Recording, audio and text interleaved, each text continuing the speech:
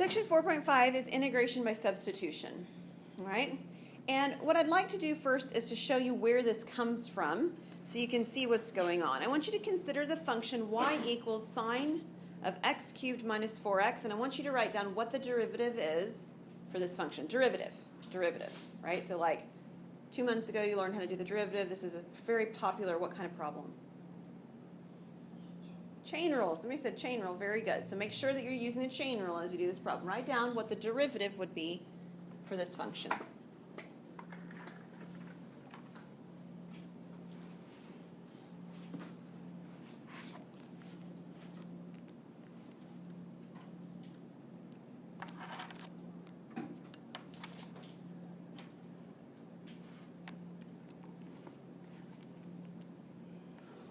What'd you get? What's the derivative of the sine of x cubed minus 4x? Cosine? Good. Good. Very good, Josh. Okay, did everybody get something that looked awfully close to this, or if it doesn't, now it does, and you know what you did wrong? Okay, good deal. Now consider going the reverse. So consider that we started with a function that looked like this. Cosine of x cubed minus 4x times 3x squared minus 4. If you were to take that function, what difficulties would you have in going backwards to find y? What about this problem, as it's written and highlighted in blue, makes this challenging? What's it look like? It looks like a product, doesn't it? And so far we haven't had any rule that says, hey, when you have something that looks like a product, here's how you find its antiderivative, right? It's because it looks like a product.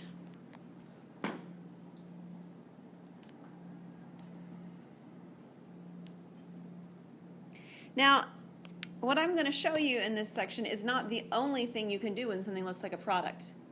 It's the best case scenario, though. It's the easiest thing that might be happening if you have a product. And it's the last thing we're doing this semester. The other features that happen when you have products are in chapter 5 in your book, and that's Calc 2, all right? So here's what's going on then. One option when we're presented with finding antiderivatives that look like a product is to decide if there's a composite function present for which the inside function's derivative is one of the factors that is being multiplied. So if it looks like something is inside of something else, and if the derivative of the inside stuff is the other piece, or something very close to it. So consider this y prime that you have above. X cubed minus 4x is an inside function, right? It's inside of the function cosine. Its derivative is 3x squared minus 4, and it is the other factor that's being multiplied. So here's what we do. We decide that this 3x squared minus 4 and this x cubed minus 4x have different names. We're going to let the x cubed minus 4 equal u. I didn't mean minus 4, I mean minus 4x, I'm sorry. So u will be x cubed minus 4x. Then I'm going to use notation that we don't use very often. Usually you guys have used prime notation. It's going to be a lot more helpful for me to write this in the quotient notation. So du dx, that is the derivative of x cubed minus 4x, is 3x squared minus 4. And then what we're going to do is we're going to multiply by the dx to the other side. So I'm going to change this to be expressed as du equals 3x squared minus 4 dx. And technically you can put that in parentheses. We're going to kind of leave those parentheses off frequently and just sort of understand that they're there. Okay, so what does that do? Well, take a look. If I started out with the integral of the cosine of x cubed minus 4x times 3x squared minus 4 dx. So I started with the one thing that we got called y prime in the last, couple slides ago. And what we're going to do is we're going to do some replacements. This piece right here is going to be replaced by what? U, right? That's u. This piece right here is going to be replaced by what? Du. Because that's exactly what it says du equals. So what we're doing is we're doing a substitution. We are replacing the things that can be replaced by notation that involves u. And not only that, but the only way this works is if I only have the variable u when I'm done. I can't have u's and x's. Got to get rid of all the variables x to turn them into variable u for this to work. Okay? Then we ask ourselves, what is the antiderivative of cosine of u? And that would be sine, right, of u in this case. But the problem didn't start out, oh, I should say plus c, I'm sorry. The problem didn't start out in terms of u. The antiderivative of cosine is sine, right? Some of you are looking at me like you're not sure. Okay? The problem didn't start out with u's in it. So the problem can't end with u's in it. So it's kind of along the lines of if we start off with radicals, we end the problem with radicals. If we start out with variables in the denominator, we end with variables in the denominator. If we start out with x's, we need to end with x's. So in some sense, and you don't have to write it like this necessarily, but you need to put the u's back in, and the u is equal to x cubed minus 4x. So this answer should be the sine of x cubed minus 4x. And then, of course, we have the plus c going on. In the original problem, we didn't do that, but whenever we take antiderivatives, we talked about that happening, right? We've got that c at the end. We end up back where we started, with the exception of the c. So the du replaced the dx? Yes, because remember what du means and dx means. They mean with respect to. It tells you what the variable is. So when we have the du on the end here, it's telling us the variable here is u. When we have the dx here, it's telling us the variable is x. So we're changing the integrand of what's going on, what we're integrating with respect to. Okay? All right, so let's try one from, what we did, we sort of like worked from the front back and then from the back front. We went both directions, right? So we're going to actually start from the very beginning and go down now instead of going forward and backward. What's going on? We're just joking. We both heard what's the next thing. That seems like cheating. It seems like cheating. Well, it's because what we started with. See, in the problem, I was trying to describe for you how in a world you go from something that looks weird into its answer, right? But in order to actually do that, I started up by giving you the answer. I gave you the answer. It was sine of x cubed minus 4x. That's the answer that we're going to get to. Well, on this problem, you're not given the answer. You're just going to find it. Okay? So what you're looking for is you're looking for the piece that looks like it's inside of something else. So what looks like it's inside of something else? The 3 minus 4x squared. So that's going to be your u. Okay? 3 minus 4x squared. Now, the du dx, I'm going to just skip the step by writing down just du. What is the derivative of 3 minus 4x squared? This section puts integrals and derivatives into the same problem, so you have to be careful. What's the derivative?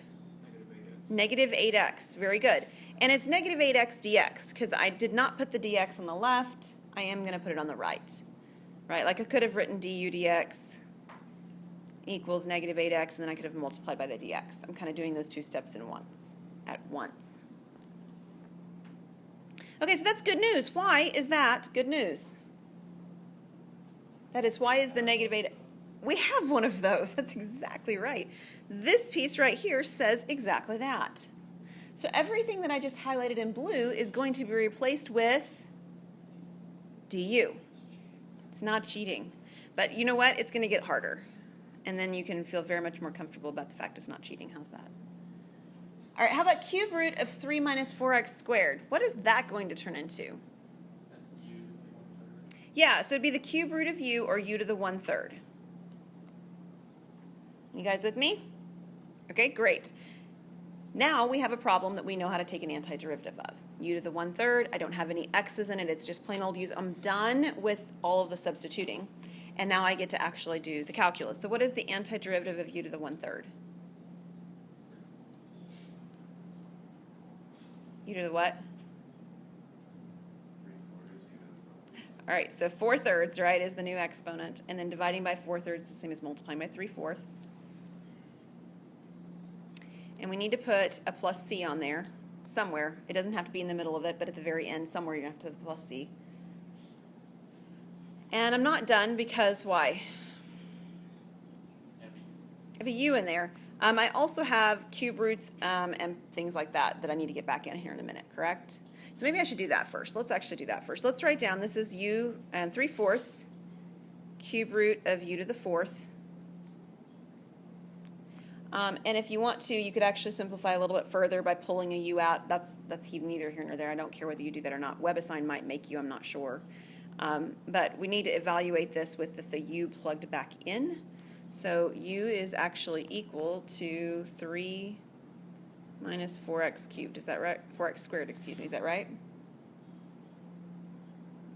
Yes? Okay. Fantastic. So I'm going to replace the u with 3 minus 4x squared to the power 4 plus c.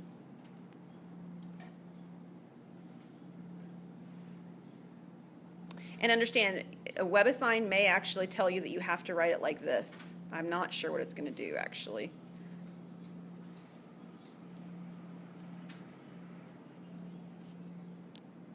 Okay, so the power 4 means that there's 4 of them underneath there. You can bring 3 of them out of the radical because it's a cube root. Everybody with me on that?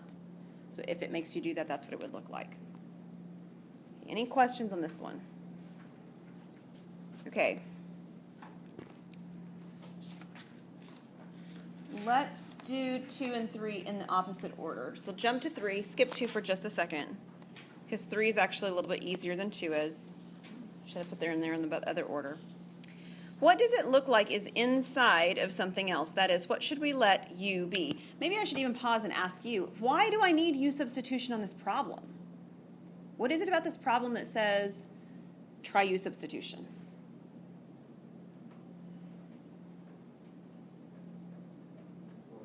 There's a product. I have something with a variable in it times something else with a variable in it, and I can't simplify it with algebra, right? That's what makes it u substitution, at least that's what makes u substitution a viable option. So what does it look like it's inside of something else? The x to the 4th. So then what is the derivative of x to the 4th? 4x cubed, and then you need to write down dx. Okay, so they look like they're separated. That's okay, though. These pieces together combined are the du, right? I mean, I could switch the order of the sign in the 4x cubed. I could switch those. That's okay. But those pieces right there are going to get replaced by du. The sign will stay. Just like in the last problem, the power 1/3 stays. But the x to the 4th gets replaced by u. So what is the antiderivative of sine of u?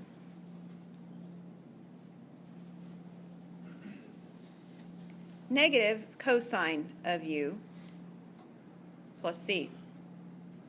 And then I'm evaluating this at u equals x to the 4th. Get that written right. So this is negative cosine x to the 4th plus c. Okay, we're going to go back to the other problem now because this one will feel a little different for a couple of reasons. First, if I'm trying to do this problem, it doesn't actually look like a product. What's it look like? It looks like a quotient. Can I make it look like a product? Oh, yes, I can. So what would I have to do to change this so that it looks like a product, which would then seem like it'd be reasonable to use u substitution on it? Right, so the denominator that's currently there can be all brought up together and raised to the -2 power. Not only that, but by doing that, it's a lot easier to identify what the inside function is because you see parentheses where you didn't actually see them quite as much before because of the denominator issue going on. They feel a little bit awkward. So what do you suppose your u is going to be in this problem? 1 plus x to the 4th. Okay, is that good? Good. What is du in this problem? 4x cubed dx. So don't forget the dx. But there's something about this problem that's different than the other two that we've done. Don't have a 4 over here in this problem, right? This problem just says x cubed right here. It does not say 4x cubed. Any idea what we have to do in order to compensate for that? Yeah, we need there to be a 4 over there. Or you can think of it like this. I don't want there to be a 4 here. So what I'm going to be replacing the x cubed dx with is not just du. It's going to be 1/4 of du. Okay? So the 1/4, it can be in front of the problem. It can be inside of the problem. I don't care where you put it. But you need a 1/4 and you need a du. And these pieces both together replace this. Okay, everything that I've highlighted in blue gets replaced by the 1/4 du. And then the part in parentheses gets to be replaced by what? That's u, and it's to the -2. So the 1/4 is part of my answer, but it doesn't really affect any of the calculations. What is u to the -2's antiderivative?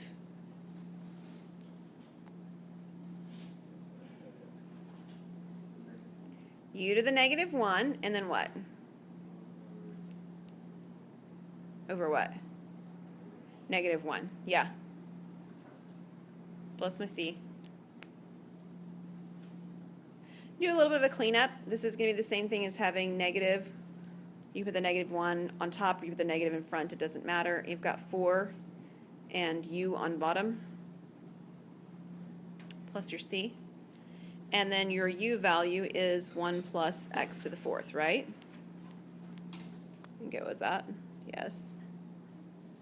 So your final answer then ends up being -1/4 times 1 plus x to the 4th plus C.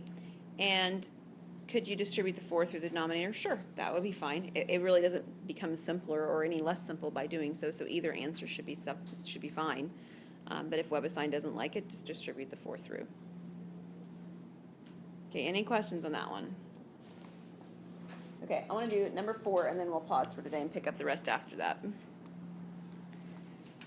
The directions remain the same. This one, again, does not exactly look like product, but we can employ the same kind of technique that we just did on the other one, which is to take that cosine cubed and bring it up. So this is cosine of x, but it's to the -3rd power, right? What is your inside function here?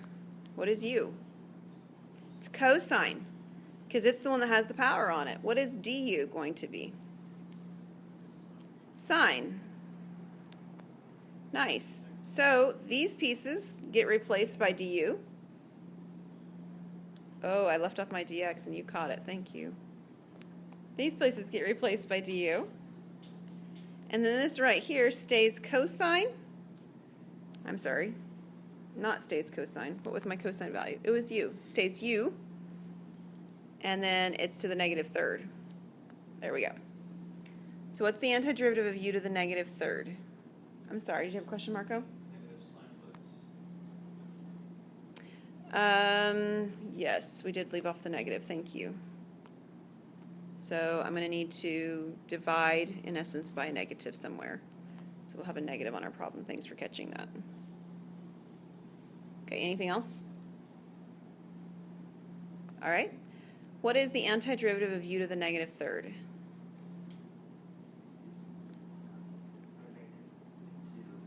Okay, good. Over -2, right? Mm-hmm. And nicely enough, these negatives will in fact cancel, so that's kind of friendly. Plus a C. So this is the same thing as 1/2u squared plus C. And I'm going to evaluate this at u equals the cosine of x. So your final value here on this is 1/2 cosine squared of x plus C. If you don't want to write the cosine squared of x like that, you're welcome to write it like this, but the cosine of x has to be inside the parentheses. Many of you have encountered that on gateway quizzes for me. Otherwise, it means that the x is squared, not the cosine is squared. So be careful on that. So either of those are perfectly fine answers. Any questions on that? All right.